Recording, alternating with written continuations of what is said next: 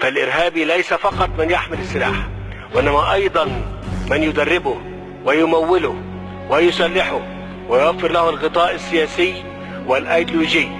ودعوني أتحدث بصراحة وأسأل: أين تتوفر الملاذات الآمنة للتنظيمات الإرهابية لتدريب المقاتلين ومعالجة المصابين منهم وإجراء الإحلال والتبديل لعتادهم ومقاتليهم؟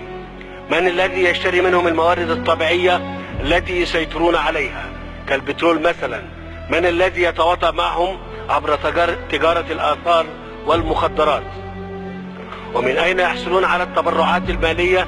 وكيف يتوفر لهم وجود إعلامي عبر وسائل إعلام ارتضت أن تتحول لأبواق دعاية للتنظيمات الإرهابية؟ إن كل من يقوم بذلك هو شريك أصيل في الإرهاب.